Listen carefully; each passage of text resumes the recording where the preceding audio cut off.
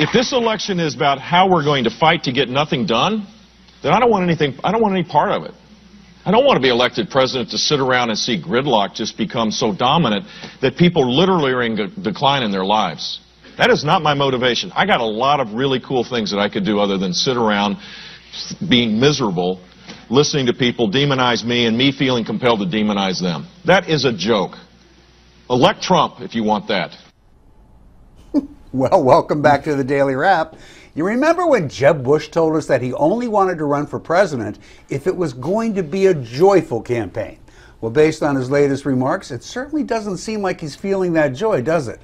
Appearing at a town hall held by South Carolina GOP Senator Tim Scott, Bush expressed his deep frustration with the GOP campaign and how it's unfolded. The one-time Florida governor appeared to have particularly harsh thoughts towards Donald Trump, who Bush seems to believe has been a little too tough on him. But has he really?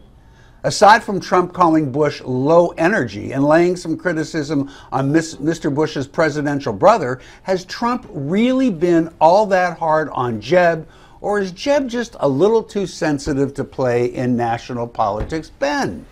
I think that the adroit politician would be able to take what Trump says and spin it back around on him and then go back to the issue.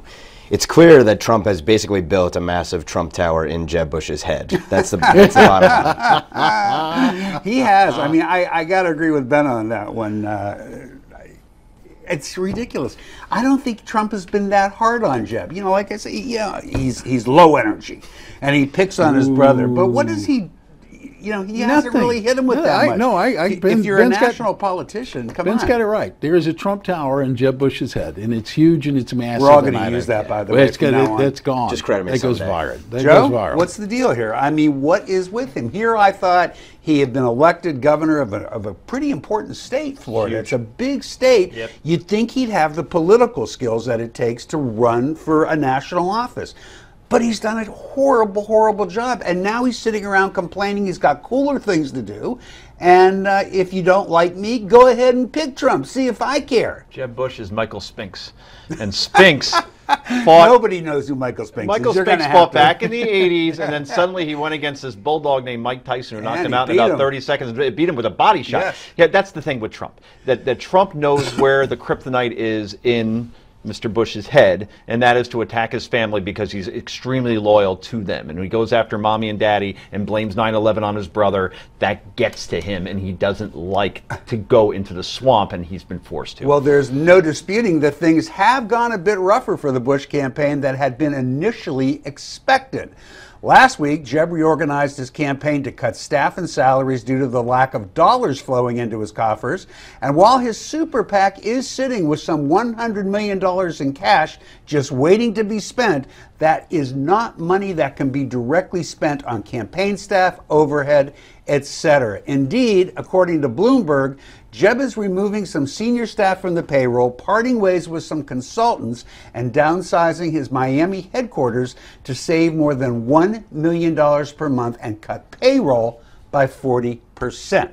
While things look a little dark for Bush, and for that matter the entire field of establishment candidates, we all remember how John McCain had to cut his campaign staff down to almost zero in 2007, flying coach up to New Hampshire to do what he could, only to come back and win the GOP nomination. So guys, will Bush hang in there and hope that establishment candidates will at some point come back in fashion, or is the ship sailed and all we got left now are the outsiders? Tucker? Well, let's bring the establishment back. If the establishment is petulant, no, that's not going to happen. Exactly, that's not going to happen. $100 million, that's incredible. And now the establishment's going after each other. We're hearing all these stories today about how the Bush campaign's focusing on Marco Rubio. Yeah. Why are they focusing on Marco Rubio? Well, clearly they view him as their biggest competitor when it comes to donors, and also another Floridian. 6th place versus 7th place. Yeah, I think the thing to watch in terms of what establishment candidate is going to rise and who's going to fall is the stalking horses, the second-tier establishment candidates. Who are they going to attack? The people they're going to attack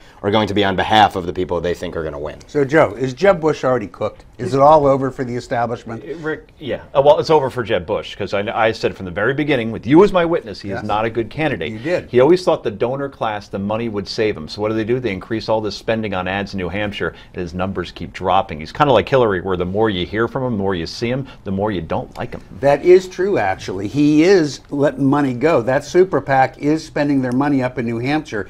It's doing him absolutely no good. I think he's already written off Iowa. I don't think he's even bothering there.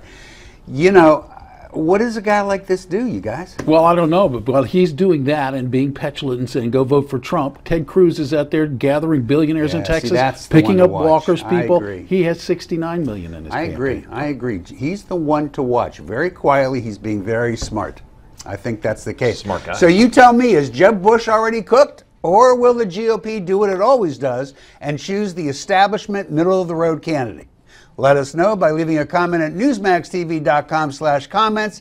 Coming up, we read some of those very same viewer comments live on air, so stay with us.